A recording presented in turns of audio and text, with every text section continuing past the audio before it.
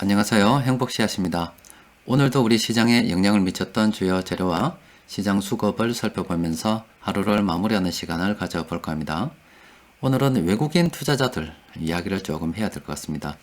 화면에서 보시는 것처럼 돌아온 외국인이다 이렇게 제목을 붙였는데 사실은 돌아오고 있는 게 아니고 일부 종목에서 외국인 투자자들이 그동안 집 나갔다가 이제 서서히 들어오고 있는 모습이 포착이 되고 있어요.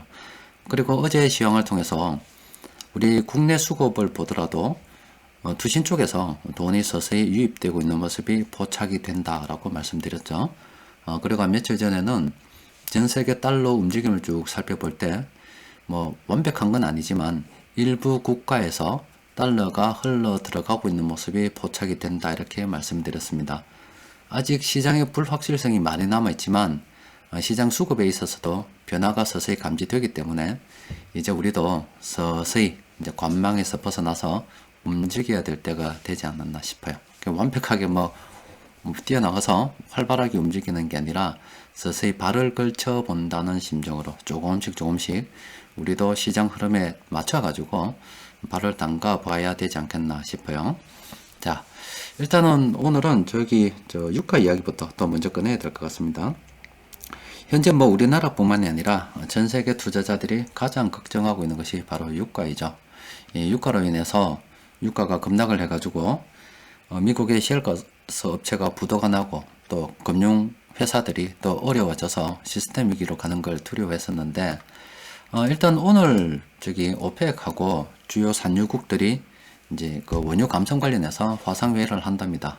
미국은 이미 감산을 했다라고 이야기를 했어요. 며칠 전만 하더라도 러시아하고 사우디에서 왜 우리 보고 자꾸 감산하라고 하냐. 미국 너희도 감산해라라고 이야기했었고 또 트럼프 대통령이 미국의 그 석유업자들 불러 모아서 우리 감산 좀 하자라고 이야기했을 때 미국 석유업자들이 나는 반대요라고 이야기해가지고 트럼프 대통령이 굉장히 난감했었죠.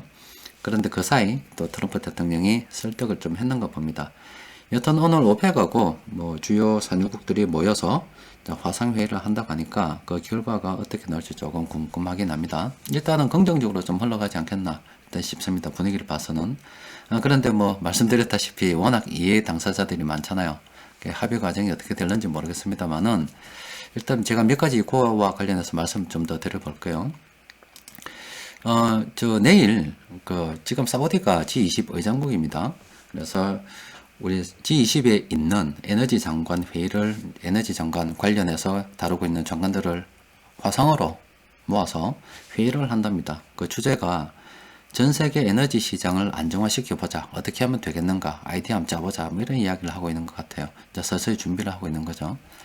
그런데 제가 감산에 대해서 조금 더 확신을 가질 수 있는 부분이 조금 있었습니다. 그게 오늘 보도된 자료 보니까 지금 사우디에서 이 자석들이 펀드가 많아요. 그동안 석유를 팔아가지고 돈을 좀 많이 모아놨고 또 펀드를 운영하고 있습니다. 그런데 유럽 석유회사 지분을 취득을 했다고 합니다. 10억 달러 상당이라고 하는데 4개국입니다. 노르웨이, 네덜란드, 프랑스, 이탈리아에 있는 그 석유회사 지분을 샀다고 그래요. 그뿐만이 아니라 요즘 크루즈선 그 대형 크루즈 회사가 요새 그 코로나로 인해서 굉장히 힘들잖아요. 주가도 많이 떨어지고 해서 한 75% 정도 어느 회사인지 제가 정확하게 기억이 안 나는데 주가가 떨어졌다 그래요. 그것도 지분을 늘렸다고 합니다.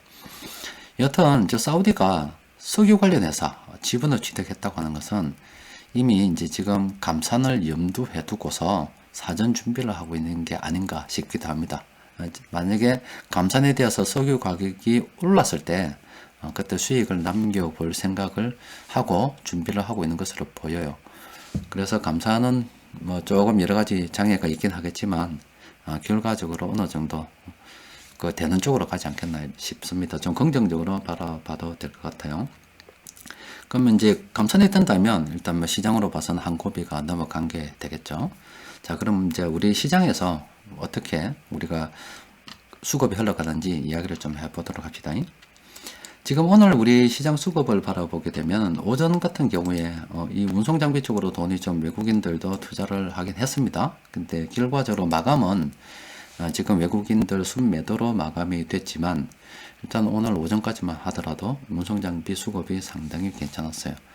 그리고 어제 말씀드렸듯이 지금 투신 쪽으로 지금 돈이 많이 들어오고 있어요.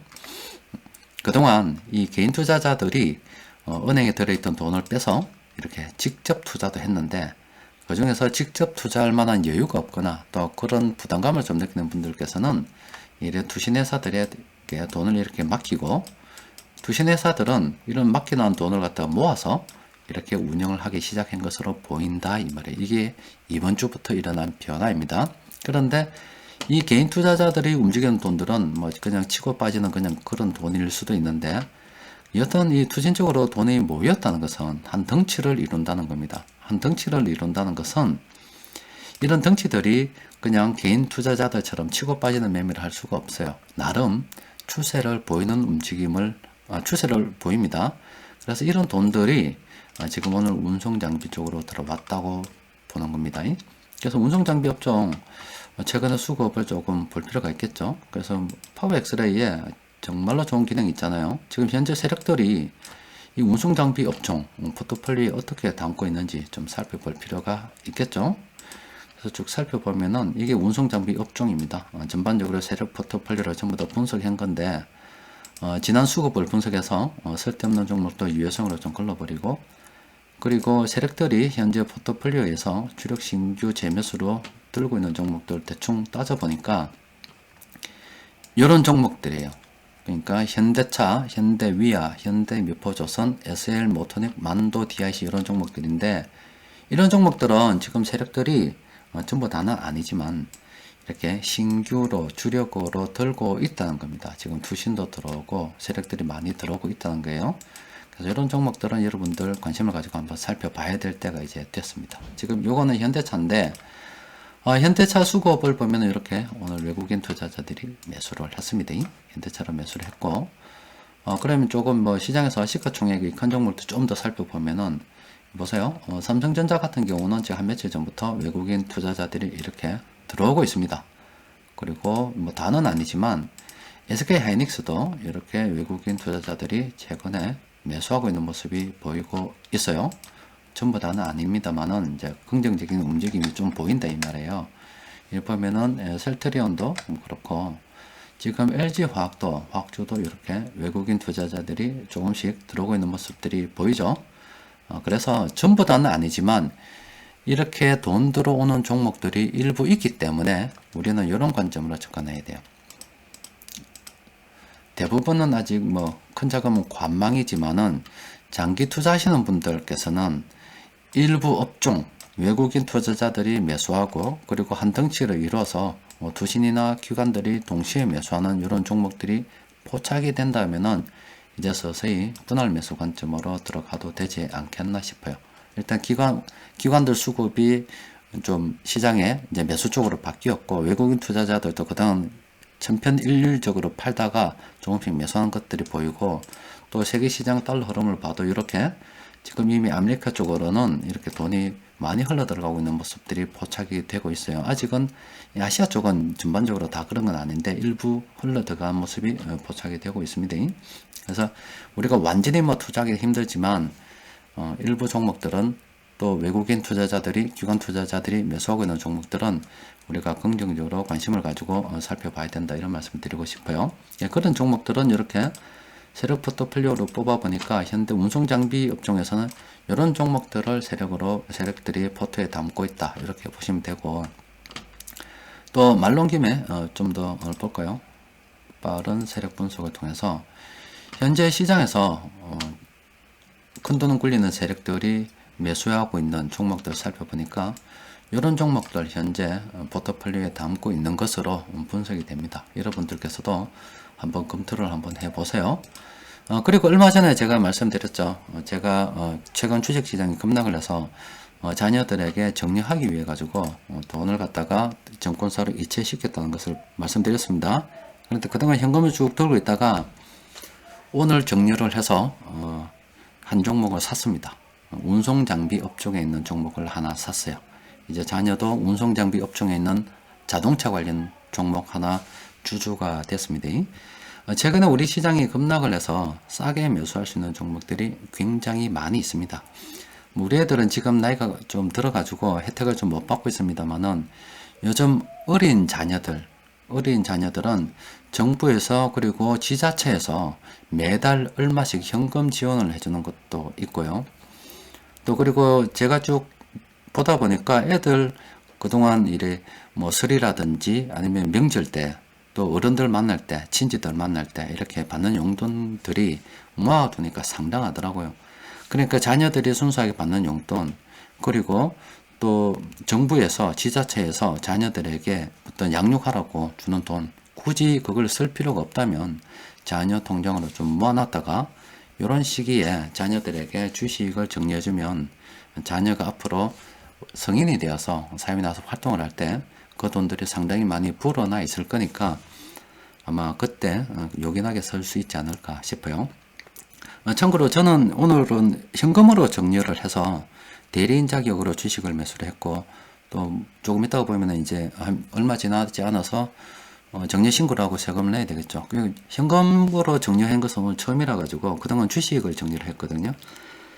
그렇게 해서 국세청에다가 전화를 해서 문의를 한번 해보니까 현금 정리는 현금 정리한 것과 뭐 가족관계 증명서만 있으면 된다 하더라고요. 그걸 신고를 해서 세금 낼 게 있으면 내면 됩니다. 그런데 주식 같은 경우는 주식을 정리했을 때 정리일을 기준으로 해서 전 2개월, 후 2개월 이렇게 해서 좀 과정이 복잡해요. 그 계산을 해야 됩니다. 조금 복잡한데 현금 정리는 조금 간편하긴 하더라고요. 여튼 여러분들 이렇게 정리를 해서 이때 주의할 점은 그냥 정리를 해서 신고만 하면 되지라고 생각할 수도 있는데 절대 그러면 안 됩니다. 정리를 하고 난 다음에는 그 신고했던 그 증빙 서류들을 꼭 보관하고 있어야 돼요. 보관하고 있다가 나중에 언제가 될지 몰라도 자녀가 이제 부동산 자산을 취득을 할 때 혹시라도 자금 출처가 어떻게 되냐 증명을 해봐라 할 때 그때 그 증빙 서류들 또 세금 냈던 서류들 꺼내서 증명을 해야 될 수가 있습니다. 그 자료들을 꼭 준비하라는 겁니다. 또 그리고 뭐 참고로 뭐 재테크 관련 상식을 하나 더 말씀드리면은 미성년 자녀가 있는 분들께서는 요즘 같은 시기에 또 정부에서도 지자체에서도 돈을 주니까 또 자녀가 성장하다 보면은 각종 친지들에게 용돈도 많이 받기 때문에 그런 더 모아서 충분히 투자를 할 수가 있는데 그럼 성년 자녀는 어떻게 할 거냐 이 말이죠. 그런 자녀들을 위해서 재테크 상식을 하나 알려드리면은 혹시 지금 국민연금이 18세 이상부터 가입이 가능한 걸로 알고 있습니다. 국민연금 가입이 어떻게 됐는지 모르겠습니다. 보통 직장에 들어가면 그때부터 가입하는 걸로 생각할 수도 있는데 지금 우리나라 국민연금은 보험하고 조금 달라서 상당히 좀 좋은 부분이 내가 어떤 국민연금 가입하고 난 다음에 상당 부분 소득이 없어서 이때 가입을 했는데 이 오랜 기간 소득이 없어서 국민연금을 내지 못했습니다. 그리고 이때부터 냈다 이 말이에요. 그런데 어느 날 내가 돈이 좀 생겨서 이 부분을 채울 수가 있습니다. 사실은 보험은 이게 안 되는데 이게 사실은 있었으면 안 되는 건데 국가에서 국민들을 배려하는 차원에서 이런 제도를 만들어 줬습니다. 추가 납입을 할 수가 있다 이 말입니다. 그렇게 되면은 국민연금을 나중에 수급을 할 때 그 납입 기간이 상당히 중요합니다. 그러면은 지금 18세가 넘었다면 뭐 이때 내가 우리 자녀가 어떤 국민연금을 가입하고 있지 않다면 19세, 20세, 21세, 22세 이런 자녀들 있잖아요. 좀 성년 자녀들 있잖아요. 그런데 직장에 들어갈 때까지 뭐 이렇게 기다릴 필요는 굳이 없고 이렇게 국민연금 가입이 가능한 연령대인데 아직 직장이 없어서 가입을 못했다고 하면 적어도 부모가 이렇게 첫 해본 정도는 가능하면 뭐 가입할 수 있는 가장 빠른 시기에 내줘버리고 그 이후에 소득이 없다 해서 유예를 시켜뒀다가 나중에 자녀가 소득이 생기면 그때부터 내서 들어가도 됩니다. 그러면은 나중에 언젠가 자녀가 돈이 있었을 때 요 가입 기간에 추가 납입을 하게 되면은 요만큼을 더 먹게 되는 거예요. 이것도 하나의 재테크 방법이 될 수가 있으니 참고하셨으면 좋겠습니다. 일단 뭐 저는 주식을 사면 말씀드린다고 말씀드렸죠. 일단 저는 주식을 아직 사지는 않았습니다. 그런데 정년은 준비를 해뒀다가 오늘 운송장비업장 수급이 좋고 보고 외국인 투자자들이 매수하는 것을 보고서 매수를 해줬어요. 자, 여러분들께서도 자 지금부터는 시장을 조금 긍정적으로 바라보고 또 앞으로 제가 외국인 투자자들이 사고 기관들이 매수하는 종목들은 이렇게 장중 수급, 장중 시향을 통해서 제가 쭉 계속 이제 정리를 조금 해드릴 겁니다. 여러분들께서도 현금 흐름표 보시는 거 제가 그동안 강의해 드린 거 있죠? 그런 거 통해서 공부를 좀 하시고 재무 상태가 좋고 현금 흐름이 괜찮은 기업들, 가능하면 대기업이 좋습니다. 대기업은 웬만하면 좀 극복이 가능하기 때문에 작은 기업들보다는 대기업 메이저들이 노는 그런 대기업에 좀 관심을 가지고서 조금 접근을 하면은 좋은 결과 시간이 흘렀을 때 낼 수 있지 않을까 싶어요. 자, 시장에 긍정적인 신호들이 하나씩 나오고 있습니다. 자, 우리도 조금씩 움직여 봐야 될 것 같아요. 앞으로 또 열심히 한번 달려봅시다. 이상입니다.